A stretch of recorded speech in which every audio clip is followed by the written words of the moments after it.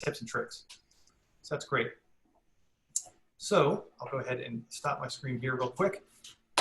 Okay, we are 1 minute away from 1:05, so I'm going to go ahead and let's get this thing going. Just for the timing's sake, so I can cut it out later, I'm going to hold this up. And okay, all right. So thank you, everybody. Welcome to today's webinar. We are talking on the subject, the official title is Proactive During a Pandemic, How Quick Thinking Helps Support Students and Stakeholders. So really excited today to really let this be a, how they did it sort of story from throughout the entire process, from 2 great schools and then a Q&A with a great school. So I will introduce them and they can introduce themselves. But first we have Lindsay Roth of Brandeis. Lindsay. Hi, everybody. I'm really excited to be here. Working in the Brandeis direct marketing and participation area, and ThankView has been a wonderful resource for us, and I'm just really excited to share with everybody how we've been using it in the response to the pandemic. Great. And then we also have Lindsay, Cullen, and Tessa Buckley of Tufts. Hi, it's so funny that I can't see anybody, but hi, I'm Tessa Buckley, and I'm the Associate Director of Digital Fundraising and Direct Marketing at Tufts. And we'll talk a lot about how we use crowdfunding and ThankView to kind of pivot on a dime with this sort of ever-evolving situation. Yeah, and I'm Lindsay Cullen. I am the Assistant Director of Young Alumni Giving at Tufts on the annual fund team. And so I'm going to talk a little bit about how we pivoted some young alumni campaign materials, and again, how we used ThankView in that process. I'm really excited to share the great work of our team. Yeah, fantastic. Well, thank you. And also she's off pictured now, but she'll be joining us for the Q&A section, which is Lola Maurer. She's the Associate Vice President of Strategy at Ball State University. She reached out as we were kind of promoting this webinar saying, hey, we did something very similar at Ball State. So we said, hey, why don't you jump on and let's talk to you during the Q&A section so you can also share your experience. So we'll also be hearing from Lola in a little bit. So again, just to kind of recap, today we're really going to be talking about the experience of all the individuals on the panel about how they were able to use really quick thinking, especially in this time of COVID, to be able to kind of pivot either other actions they were doing, so kind of be able to jump from what they're doing to this, or kind of make something out of nothing completely. So with that, I'm going to go ahead and share my screen. We're going to walk through this presentation. This presentation will be available to everyone after, as well as the recording of this webinar. So hold tight, we'll be sending that out this afternoon. So let me go ahead and share my screen. And 2 last little housekeeping things again. If you haven't joined yet, the ThankView Partner Community on Facebook, it's a great resource for all of our partners to share examples, to see new examples, find inspiration, and connect with other partners. And also I'll be sharing this ThankView idea shared document about all the different ways that our partners have used ThankView during the COVID crisis, with a bunch of examples and contact information that you can take advantage of. All right, with no further ado, let's begin. All right, proactive during a pandemic, how quick thinking helps support students and stakeholders. So right as we get going, just to reiterate the purpose of ThankView, our mission statement is to build lasting relationships, especially through video, on behalf of those who make the world a better place. All the panelists, and I'm sure everyone that is on this webinar as well, you guys are really doing fantastic work on behalf of others. So I applaud you. Thank you for all the great stuff that you do, and the funds you're able to raise, and the great missions you strive towards, so that we can kind of be part of that. So thank you for allowing us to be part of the great work you're doing. All right, so let's just go through today's agenda. We're going to make those introductions. We just did that. I'll reintroduce everyone. Then we're going to get right to it. We're going to talk about the inciting incident, what kind of provoked today's subject. I think everyone has a pretty clear understanding of that. But then we're going to dive right into the responses of our panelists, how Tufts and Brandeis were able to respond to the COVID pandemic. And we're going to go through the results. We're going to talk about what they learned, and then what comes next. After that's all wrapped up, we're going to get to a question and answer. So if you have any questions throughout the process, drop them into the Q&A section. We'll get to it at the end. We're not going to stop during it. We'll wait till the end. So we may have already answered your question by that point. So again, I'm JD. We got Lindsay, Cullen, Assistant Director of Young Alumni Giving at Tufts, on the Tufts Annual Giving Team. Tessa Buckley, the Associate Director of Digital Fundraising and Direct Marketing at Tufts.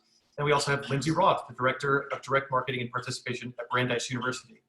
Really excited to have them talk. And now I'm going to shut up. Let me mute myself and let's get going. Oh, actually, let me do this one slide and then I'll shut up. The Inciting Incident. Obviously, you know, we all know how the COVID crisis has really impacted all of us, some perhaps in bigger ways. Certainly, if there's any personal stories that people have, you know, obviously our hearts go out to everyone. But from the perspective of higher ed and fundraising, this has really had a major impact. So you kind of see on the side here, I just did a little timeline of the top news stories as it related to universities as the weeks went by, and you can really see this really not even crept up, but the severity started getting more and more serious, especially as we entered March. So as COVID spread throughout the world, some schools started raising the alarm in February, really understanding what was going on. Study abroad programs began to be canceled and shuttered near the final weeks of February. And then certainly in the first week of March, classes everywhere started to be canceled. And then of course, by early March, almost unanimously across the country and certainly even other parts of the world, campuses were closed and students would then have to be faced with what they were going to do next. So that brings us to the stories we're going to review today. Okay, so as JD laid out, I think we're all kind of familiar with, you know, sort of where we were in the beginning of March. And I'm going to talk about the response that my team, the Tufts Annual Giving Team, had. So a quick timeline in that March 10th is the day that Tufts announced the decision to move classes online in an effort to prevent the spread of COVID-19 and protect our students and staff. And when we got to work the next day on March 11th, we had already heard from donors and parents, alums who had reached out and said, you know, what's going to happen? Like, what do students need? How can we help? In addition, essentially overnight, our current students had set up sort of a mutual aid amongst themselves, and they were using Venmo and Google Docs to coordinate aid and resources. So it became very clear that this decision, obviously totally out of all of our hands, was directly impacting students who had to get off campus, get home, and kind of deal with all those logistics. So my team met in the afternoon of March 11th and basically said, you know, we have a real need here and we have an opportunity to be the people who can meet that need for our students. So by the end of the day, we had launched a Student Unexpected Hardship Fund crowdfunding page with a $25,000 goal, kind of not knowing what that $25,000 was going to do, what even were the needs, but we just knew that seemed like a good number and we knew students needed the money.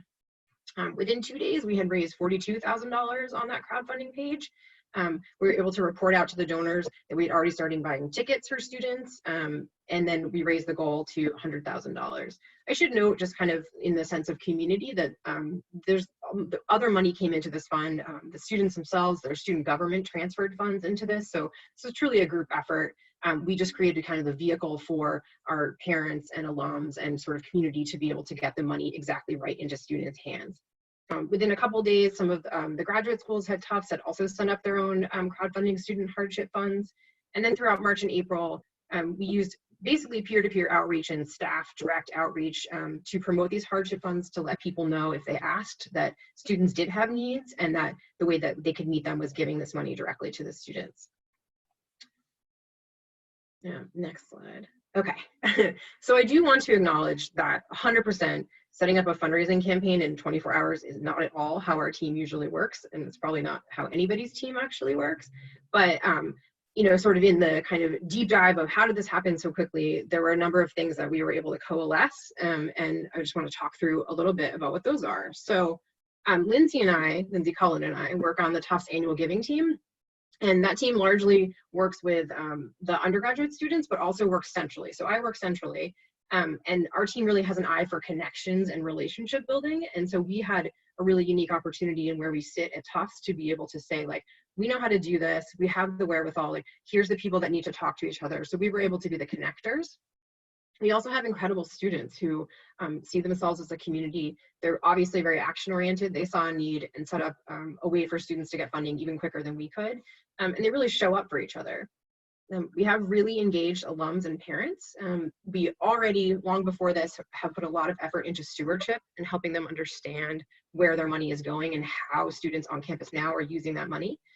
And then our on-campus partner for stewarding these funds is called the First Center, and this is a center for undocumented first-generation students, low-income students. So they already had this kind of capacity to be able to take in a student's request for funding like this and be able to establish how the student could get the money.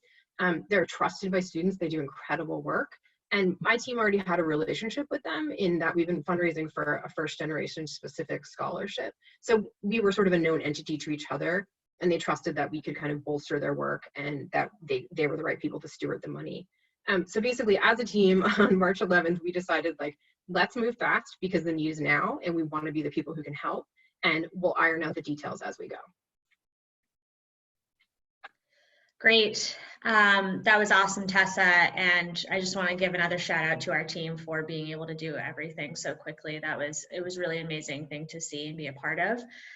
So as I said before, I work with young alumni at Tufts, and that's the last 15 years of graduates. For the last 6 years, we've had a campaign called the March to the Top campaign, and it's a campaign that spans the entire month of March, and it's focused on increasing young alumni donor participation across all class years. And we typically have challenge donors that put up some challenge money to incentivize our young alumni to give back. This year was planning to be the same thing. We had a goal to have every 200 young alumni gifts would secure $5,000 for financial aid. And also we were planning to have events in 5 major cities across the country, Boston, New York, DC, LA, and San Fran. And at those events, we also had goals to get 60% of attendees at each event to give. And if they did, they would secure $5,000 for financial aid from their city. So that was really where we were at going into March. On March 1st, we had already started fundraising for this campaign through our telefund, and anybody who was registering for the events in those 5 major cities were also able to give a gift online if they wanted to. So prior to the decision to move to remote learning on March 10th, we had over 230 gifts already towards this campaign. And so it was something we were already in the midst of while this was going, switching to remote learning. So basically, as soon as we decided to move to remote learning, and also with the university's decision to cancel at the time events through April 30th, we really had to pivot our strategy quite quickly. Immediately we decided we have to forget about goals. A lot of that had to do with knowing that we were going to miss those in-person asks at those events that we typically had. So that was we were going to take a hit with our goals right from that. But also seeing that the Unexpected Hardship Fund was coming on, it was able to get together so quickly and so many people were responding to it in such a positive way.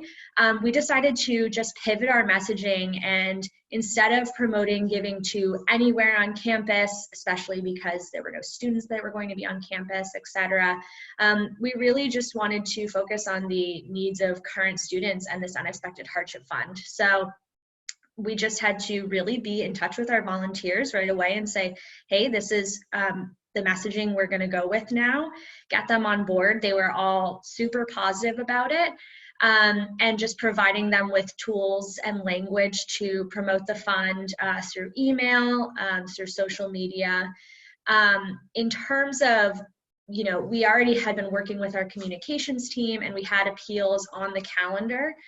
We decided to keep those dates, but change the appeal strategy completely. So instead of our appeals being these fun, dynamic, engaging videos that we had students make, we decided to go with very plain text letters from our volunteers laying out the details of the hardship fund, and really just getting people to see what the current needs of students were. And then in place of a second appeal that we had planned to send out, we decided to use ThankView. Most of that decision was really that, as many of you know, there was a lot of email coming in those second, third, fourth weeks of March from different organizations that you probably didn't even know you were a part of. And it was a lot to take in. So when I was thinking about our strategy, I thought, why don't we use video instead? And so getting our volunteers to really say how important the hardship fund was and say that to all of their the young alumni, it was a great way to use ThankView, and I think it was very effective. So that's how we ended up pivoting our March to the Top campaign.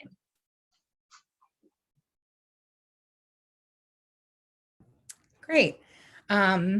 So following Tufts' lead, because we are in the same area as Tufts and saw the emergency fund raising happening because you guys were just I think like a day before us in announcing the closure of your campus and the decision to move online. When we decided this on March 11th, we knew that this was something that we should be fundraising in response for if we wanted to have any kind of a opportunity to fundraise for the rest of our fiscal year, which does end on June 30th. On March 11th, after the decision was made in the afternoon, we reached out to our partners in student financial services to make them aware that we would like to be fundraising for emergency support. We were seeing that there was some rogue fundraising efforts, while well-intentioned, but clearly not the responsibility of current students to be doing. And so we wanted to be able to take that burden off of their plates and fundraise from our shared communities. I was really thankful in the time that it took. It was under 48 hours to make a crowdfunding campaign possible. And it was not for the lack of effort and teamwork from all sides of our organization. Namely, our advancement services team, Paula Lee, who is actually on this webinar right now. Hi, Paula. She built a crowdfunding page for us in record time, and we were able to identify a student emergency fund that would serve as a perfect conduit to get students who were in need of funding immediately to get home, to store belongings, to secure rent, anything. And as a result of the partnership that happened, knowing that Student Affairs was going to be the ones taking the majority of those requests via email, we were able to delegate the control of those funds to Student Affairs in the interim, just to make sure that our students were getting that aid much faster. And so again, like this was a great effort by all people involved and was a true team effort. Once the fund was launched, we emailed all of our stakeholders on March 13th. And the real messages that we stressed were just getting our students to safety, anticipating the need for unexpected financial hardship that would come as a result of having to travel, having to store belongings. Suddenly grad students had to pay for utilities such as internet services for off-campus apartments that they previously didn't have services for because they would utilize the free Wi-Fi on campus. Some students needed updated technology because they would use the laptop loaner program out of the library instead of having their own computers. And so these were all things that we were able to make possible. And again, following the lead of Tufts, we made it very easy for students to apply by setting up an inbox that was monitored by Student Affairs and made the awarding process really, really simple and straightforward. We also messaged current parents, knowing that at Brandeis, our parent community is one that really values each other, and wanting to be sensitive to the fact that they were scared for their students and also were facing, financial realities of their own. We did forward the message from the alumni board president and basically said, this is happening for your student. If you would like to give, please do, and made it a really, really light solicitation. And as a result, we got our first five-figure gift anonymously from a parent on March 14th. And they comprise almost 50% of the total dollars raised for the Student Emergency Fund to date. And I think that, we didn't want to appear opportunistic. And then as, you know, Lindsay and Tessa both mentioned, the inboxes were just becoming increasingly more flooded as March wore on. And we instead promoted this ad, which is pictured at the left here, with an image that we have been dubbing the sad student. But I just think it's one of the most effective pieces, like social ads, that we've ever run.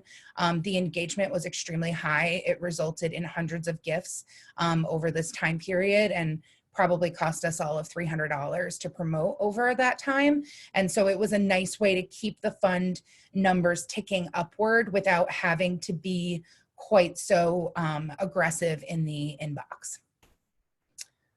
And, you know, as of this month, we have pivoted our mailings.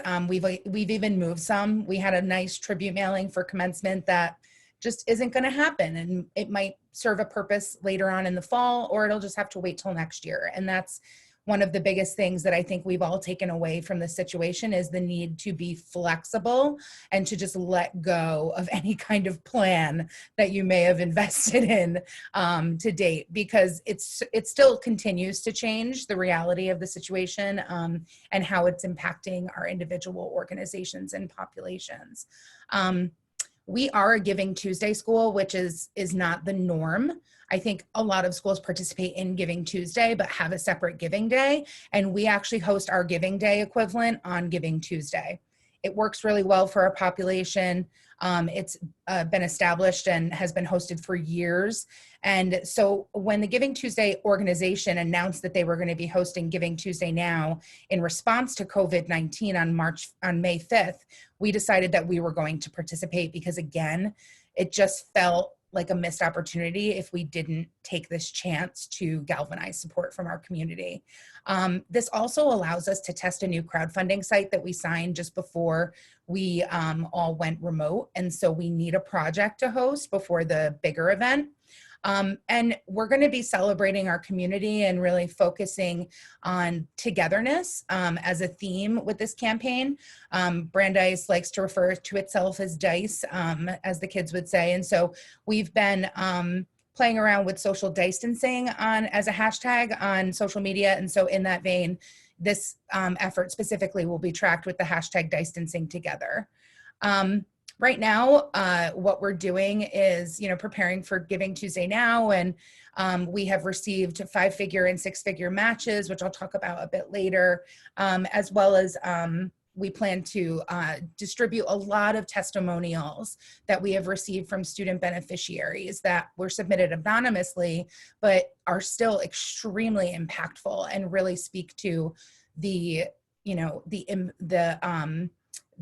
benefit of the need that was presented at this time and continues to present, because students aren't able to work. They lost wages. And so a good way that we can keep our students working in direct marketing and participation, because we oversee the Phone-a-thon program, is by sending personalized thank yous to every person who is giving to these emergency efforts. And at the left here, you see Fatu. She is a great student. And if you want to click that, JD, it actually links to an example of a personalized one that we sent out.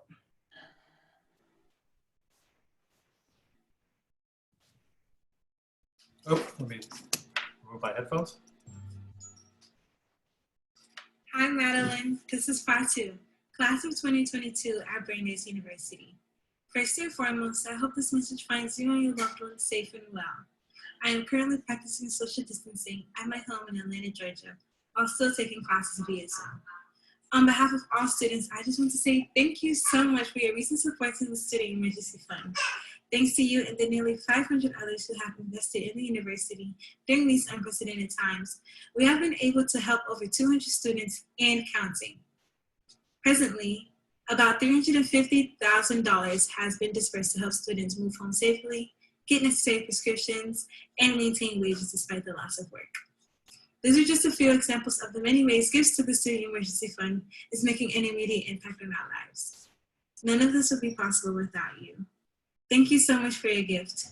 Stay safe and well. Bye.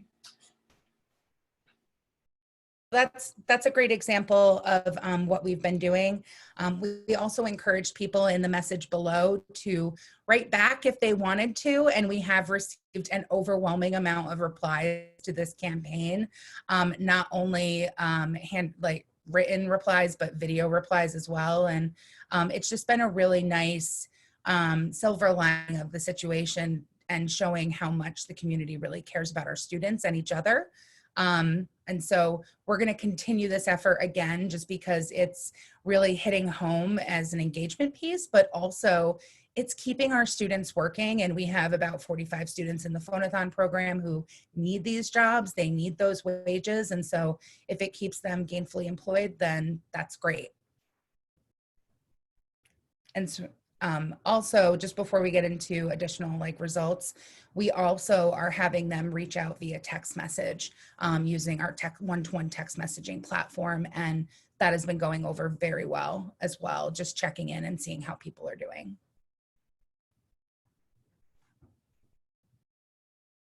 Okay, so results. Here's kind of a snapshot of what this looks like. And for us, we're really proud of this. We truly sort of speak about ourselves as Tufts as a community, and this is sort of it writ large, in that people show up for each other in the way that Tufts sort of bonds people to each other. An interesting data point here for me and for my team is students. I think we're sometimes told, don't ask students, or students, don't want to give. We didn't directly ask students, but students gave to each other. In this case, is just an example of, if the need is really clear and the impact of their gift is pretty obvious, they're going to give. This 163 students is not something to sneeze at for us. And then they're learning that Tufts is sort of here for them. And then when they graduate, I think that'll increase their ability to think about Tufts as something that they might want to give to in the future. Great. And just for young alumni, because we were doing this March to the Top campaign already, and we were able to promote it, the Unexpected Hardship Fund, across many different platforms, they really did come together and show up for current students. As you can see, young alumni gave over 400 gifts to this hardship fund. And you can see other alumni also gave, but really a lot of the alumni that came forward were these young alumni. And a data point that's interesting is last year, for our March to the Top campaign in the month of March, we were able to receive 841 gifts. That was with all the events that we had, all the promotion we were doing, and with no events and very little promotion compared to last year, we received 738 gifts this year. So we were only about 100 gifts off, which I just think really does show that young alumni show up for these immediate needs and are really, they care. They really do. They care about helping current students.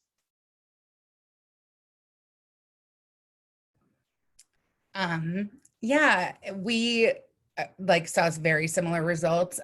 We did not solicit students, but definitely saw a lot of them give unrestricted or unsolicited, and they kind of fall into this other category. As of this week, we are at 420 alumni, 38% of which are from our bold population, Brandeisians of the last decade, and over $214,000 raised. In the message that we showed from Fatu from a few weeks ago, she noted that over 200 students had been helped and $350,000 in support had been granted. And those numbers from that point have ballooned to be over 700 students supported and over $500,000 in aid received. Brandeis is really committed to not turning students away when they need the help. And we're also anticipating an onslaught of financial aid, as many schools are, when and if they do return in the fall. And so anticipating that, we're starting to pivot our strategy for the rest of the fiscal year with Giving Tuesday Now as current use operating relief in the form of emergency financial aid as well.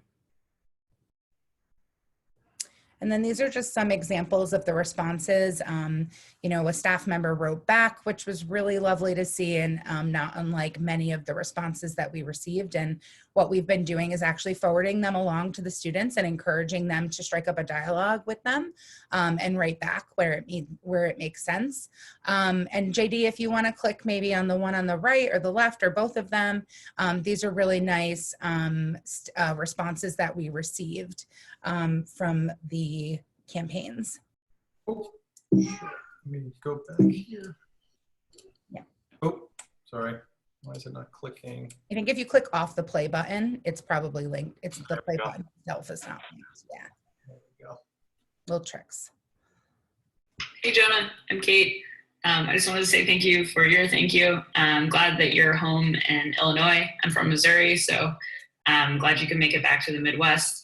Hope you and your friends and your family are doing okay during this time, and that you were able to take advantage of the fund. It's helpful to know what you guys have dispersed already. I obviously have no idea, where things are going, so I appreciate you taking the time to update me. And feel free to reach out if you can. I'm not sure if you can, but feel free to reach out if you need anything. Just know that we alumni are thinking of you. See you later. I'll just click this one as well. Hi, Alvina. That was such a nice Oh. message. It made me feel just great to know that my contribution, it wasn't a huge amount, but is really helping some of the students through these challenging times. You did a great presentation. You must be a theater arts major. You really, really poised and spoke beautifully and made me proud as always to be a Brandeis alum. So thank you again for taking the time to help the university in this way. And I hope you're staying safe and healthy. And I hope you'll be back in school in September. Be well, take care, bye-bye. Yeah, so again, silver linings, right? Okay, so what have we learned from the last 6 to 8 weeks of this kind of work? I think we know, so I think we all know that partnerships are key, but we're really seeing that play out for my team. Lindsay and I represent a really incredible team, and we're really honored to be able to speak on behalf of them. It's not like we're working alone on this work. And my team is really committed to partnerships, and that's everything from on-campus students, it's earning trust with students, it's earning trust with senior management who have to approve messaging and say like, yeah, I know this team, like they get it. All of that kind of grease the track for us in being able to turn this around and pivot things so quickly. So we continue to think about all of our partnerships, everything from who we work with or who we Zoom with, and our alums in other places that are just kind of hearing through ThankView what the current students have to say about their support. Yeah, and another thing is really the messaging that we were putting forward at the beginning of promoting the hardship fund. It changed over time, and we had to learn to be very flexible, but also, and at the same time, be very, very transparent with all stakeholders. So, I was working with a lot of volunteers throughout this time with the March to the Top campaign, and we were learning, almost on a daily basis what the funds were being used for, still used to support these students, but not necessarily in the ways we originally thought they were going to be helped. And so really having to be totally transparent with our volunteers. Hey, we just learned this is actually how the funds are being used, adjust your language, and we had to adjust language across platforms. And if Tessa, you want to just chat about the last one as well. Yeah, I think it's been also nice to see, we don't always move quickly, and I think that's the truth. We all want collaboration, we want to talk things through, but we sort of learned that in an emergency, and especially when the need is really clear, it's like we can work super quick, and I think that will sort of inform our work kind of when things are back to normal as well. Completely echo everything that you ladies just said. We experienced a very similar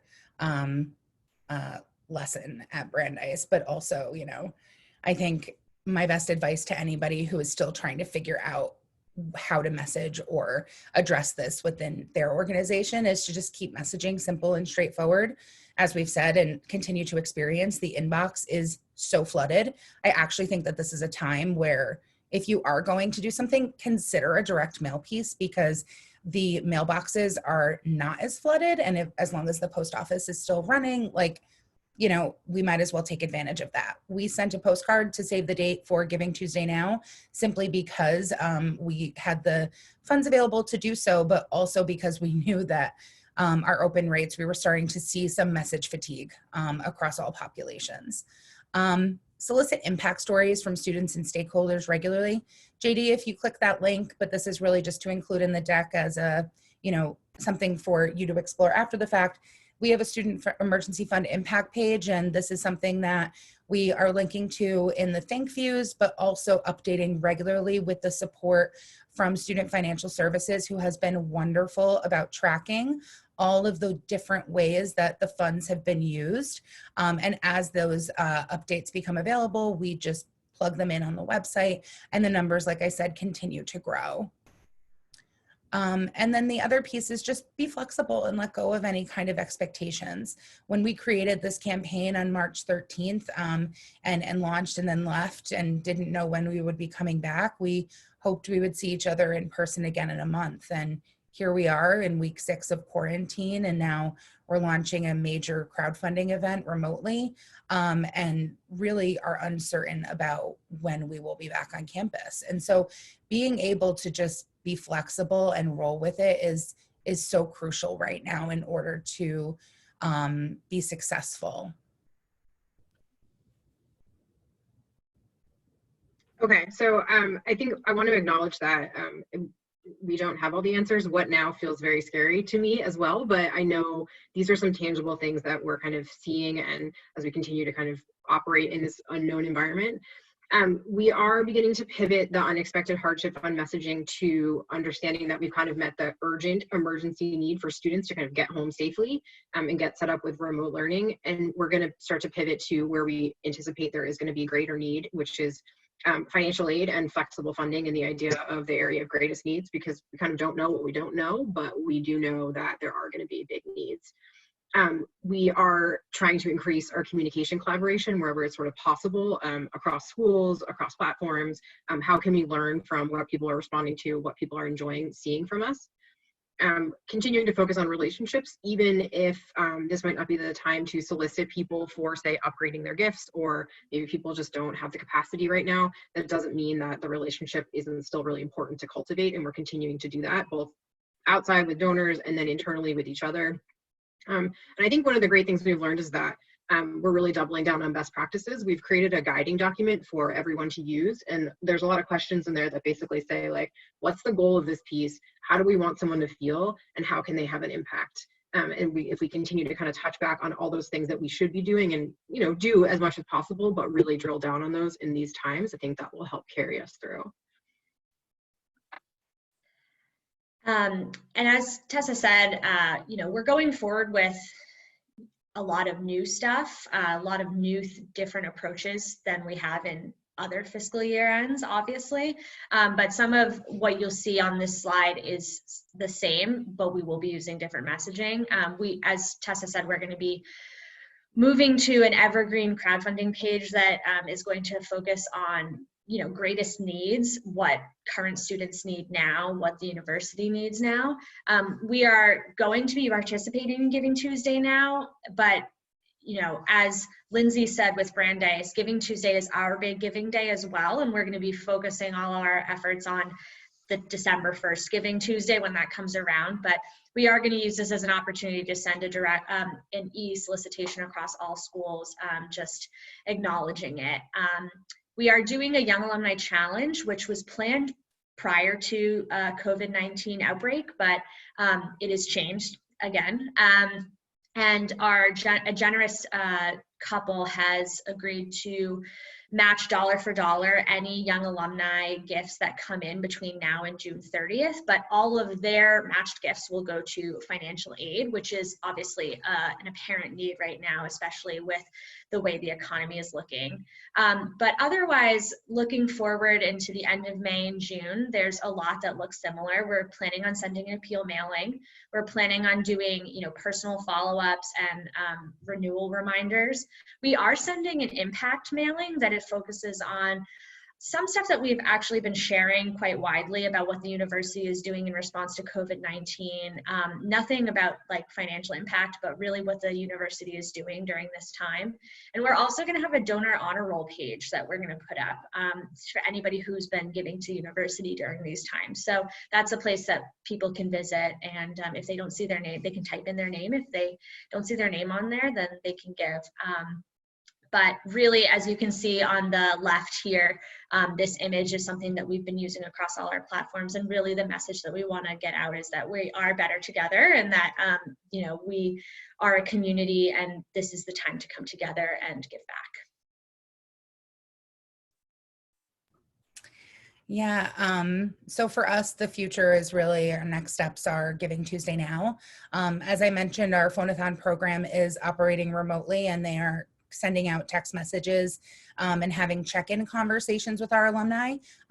We are soliciting support for emergency assistance, and so those conversations have been overwhelmingly positive. We've gotten some love on Twitter that alumni appreciate the students working and connecting with them.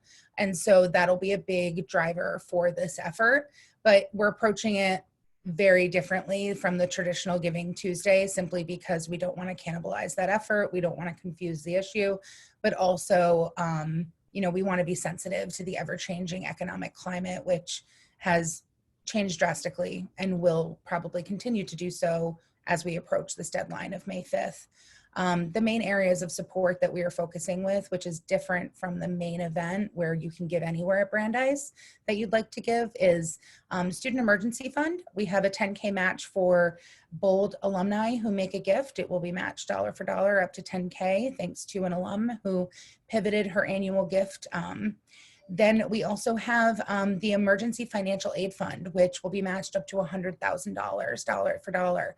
That was created as a result of a trustee making a gift to establish the fund in anticipation of the need growing dramatically over the next few months as students and their families are impacted by the economic fallout of COVID. And then finally, the Brandeis Fund, because that is unrestricted support. And I think in times of crisis, unrestricted dollars are actually the most beneficial way that you can benefit any organization and become really critical. And as major donors become less inclined to give stretch gifts or maybe increase giving over time, hopefully the conversations can turn to an immediate support and make them feel like the lifeblood of the organization, which they are. We're going to have a donor wall as well and allow them to submit notes of support in honor of someone. And then also just do real-time personalized thank you messages from our Phone-a-thon students who are very excited to work that day and are doing a fantastic job sending out messages to our alumni. And then, you know, our after that, our final mailer of the year will be in homes on May 25th, and that is a student impact story from a student who received funding from the Student Emergency Fund, and the primary funds on the buck slip will be the Student Emergency Fund, Emergency Financial Aid, and the Brandeis Fund. And so again, just kind of simplifying our options here and making it very urgent in nature. And then we'll have our traditional end of year messaging, hoping that maybe beaches can open at some point in the summer.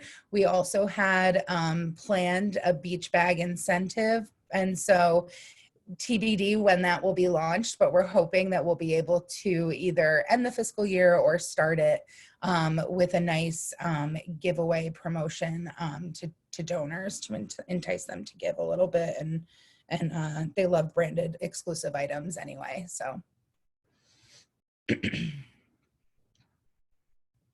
Well, fantastic. So that concludes the stories. Thank you, Lindsay, and Becca for sharing them. I think it was really eye-opening, especially even for someone on the outside looking in, just understanding the working nuts and bolts of how you were able to take, you know, to understand the situation, make a lot of decisions quickly, you know, run it through the gamut that is, you know, the process of, you know, any organization, you got to run it through that process.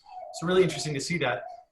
So I'm going to go ahead, stop sharing my screen. I'm going to introduce Lola as well. Hopefully, Lola, here you go. I'm going to make you a panelist. All right, Lola is joining us. Lola, hello. All right, excellent. So Lola, just so you know, you're on mute right now. You can unmute yourself whenever you are comfortable.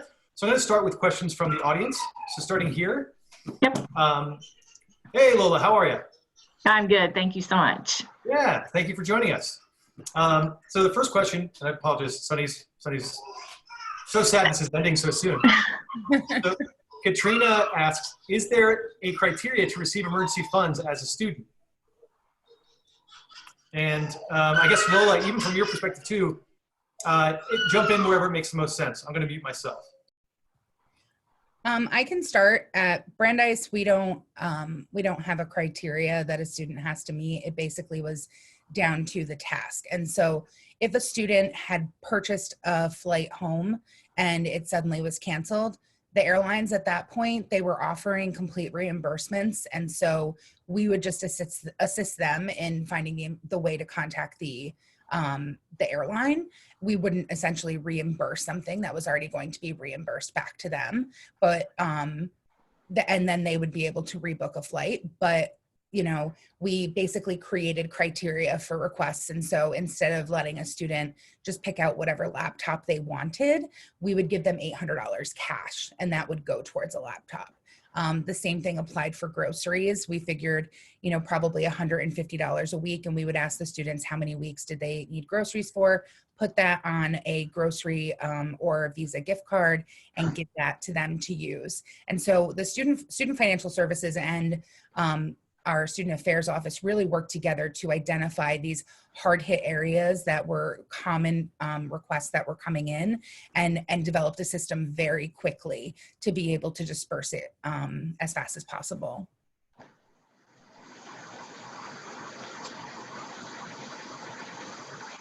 Lola, do you have any thoughts or anything you'd share on this subject? We actually don't even have a part in that here at Ball State. So that's completely determined by areas within student affairs. So they oversee the funds and everything. And the way that the fund is set up here is pretty unique in that typically, and this usually when I share it, people are like, what? The fund's been in existence for so long, but the students have to come in, request. There's like a type of an application, very brief, that they have to complete. But the students are actually expected to pay that back. And that's where people are like, what?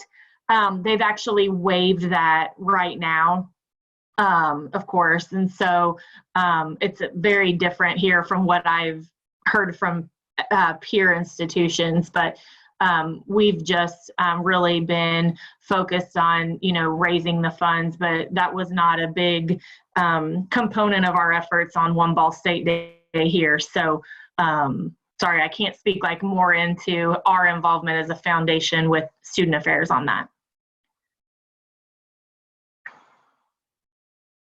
Yeah, I mean, for Tufts, prior to this, we did have a student hardship fund, and there was some sort of vetting and criteria.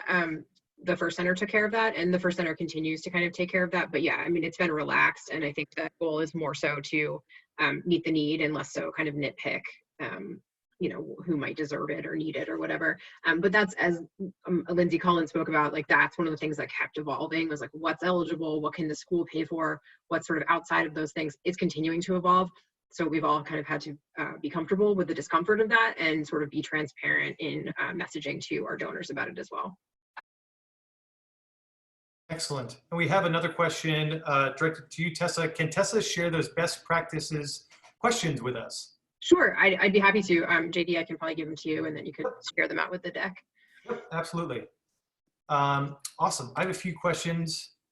So I think you kind of answered this, but do you think that moving too slowly could be problematic? You know, beyond even being able to take advantage of the moment. I know Lindsay, Roth, you mentioned that, actually both of you mentioned that you started seeing students pop up and kind of coming to the forefront. So is that the only thing that you see is like, what else could pop up from moving too slowly? I just think the biggest thing that we didn't want to appear opportunistic, right? We didn't want to seem to be taking advantage of a crisis. And so that's why we focused on one fund, the emergency fund, 100% of which goes towards students in need. It's already established for that reason, and there was money in it that was already being used. But as we've seen, it's now ballooned into, having a real impact on the operating budget because of all the money that has been awarded to students who needed it.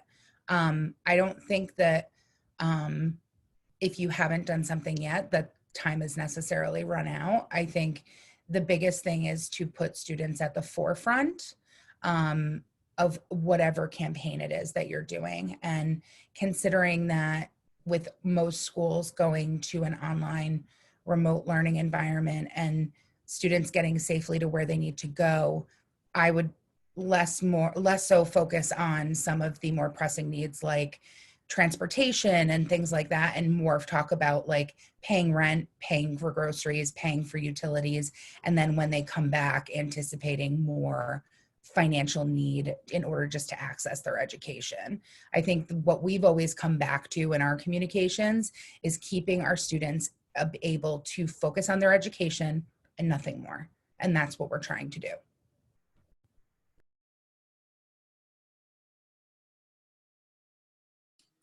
Excellent.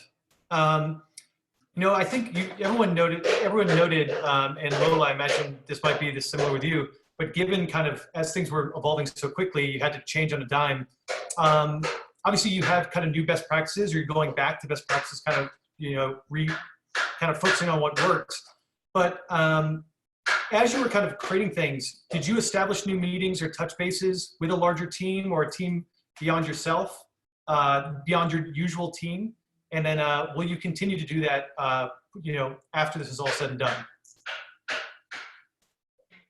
Yeah, I mean, I can speak, my colleague, Sean, who does an incredible job of leading my team, had the sort of tough job of sort of coordinating all of the sort of campus pieces and getting all the people in the right room to be like, what is this fund doing? What are our priorities? I mean, that's kind of an ongoing thing, which I think in normal times, we don't have to do that as much. We kind of know what's happening. But it's also been a nice opportunity in that we're really starting to have conversations. For example, Tufts is in a sort of hybrid of centralized in how we communicate and also not centralized. We have a number of graduate schools. And we've been able to have these kind of weekly communication pieces now that have been really nice, where we just kind of get on Zoom and look at each other and talk about what appeals are going out, and like, hey, it seems like people are really opening this kind of email, which ordinarily we do sometimes, but sort of not as part of our process. So it's been really exciting to be like, oh, we're all doing really good work, and like, let's learn from each other. Great. And then Lola, I want to make sure you're able to kind of speak to your experience as well. Was there anything kind of augmented in how you guys got your campaign out? Sure. Yeah. So we really a couple weeks beforehand shifted all messaging, kept communication very open, certainly with the areas that you would all think of, student affairs, university marketing. And we had not only the core committee, but various committees that obviously had tasks, employee ambassadors, which we had tripled the number of them from the year before. And we were like, hey, what's this going to look like? And the university did want us to focus on two particular funds, but really left it open to our expertise and what we were hearing, not only within the industry, but what we know of our alumni and donors. And so we left the opportunity open for our alumni, friends, parents, students, just to choose what really was nearest and dearest. But like I said, we did highlight the emergency aid fund and then a new fund that started just like in the last couple of months. But the vast majority of people did support their academic department, scholarships. We received 6,300 gifts in one day, totaling over $500,000. And so we just found that the communication plans, we were able to pivot those at the last minute, and it worked very well. I could not believe how smooth, because, when we first found out, you spend all these months working up to this one day, and then it's like, oh, by the way, we have to rewrite all messaging, all social media, just everything. We just really took it in stride and engaged the campus partners that we needed to, and move forward to do what we could for the students. Great. Lindsay, do you want to add anything there? Yeah. At Brandeis, we actually have like a COVID task force at the very top, and then there's branches off of that. And so I am part of a larger group of communicators on campus that meet daily for just a half hour every morning. It is quite a sobering way sometimes to start your morning, but it has proven to be very useful because, again, we all have to be on the same page here, and they recognize fundraising as a part of that message that they need to understand, even though they're not part of the fundraising unit as part of their job. And as a result, in all of the emergency communications that went out to every constituency going forward, we were able to communicate that the emergency fund was available consistently across all channels to our students, and then we were able to promote that as a way to help to anyone who was asking. And so it's really great to have those aligned, and it's something that's still continuing in week 6. So excellent. Well, I want to be conscious of everyone's time. It is 2 o'clock now. There was one, this seems like ham-handed, but Alice asked, how easy is it to have the volunteers and students to share their videos to embed into a thank you? Super easy with video requests and replies. I'll send you the information afterwards, but we'll definitely help you there. I want to thank Lindsay Roth, Lindsay Cullen, Tessa Buckley, Lola Maurer, and everyone who joined us today. Thank you for these ladies pulling this presentation together so quickly and sharing their experiences with everyone. It's really great to see that you guys have done so much on behalf of your students, and it seems like a lot of people will continue to do that on behalf of theirs. We're going to be sharing this webinar afterwards. I'm going to send you I'm going to send you the recording of the video. I'm going to send the ThankView COVID idea share document so you can see some ideas and get some inspiration and share your own examples. We'll also a call to join the ThankView partner community. And I don't want to forget to show everyone's emails on here, but I'll be sending, everyone has their contact information so you can get in touch with these wonderful women to learn more about what they did. Lola, I'll also add you in here so we don't want to forget about you. Again, thank you everyone for your time. Really appreciate it. Hope everyone is staying safe and doing well. And thank you again so much to the panelists and to everyone who joined. thank you. Thank you so much, JD. Of course. All right. Well, everyone have a safe, good day, whatever day it is, Thursday, I believe. And I'll talk to you all very soon. Thanks. Thank you. Thanks, everyone. Bye. Bye.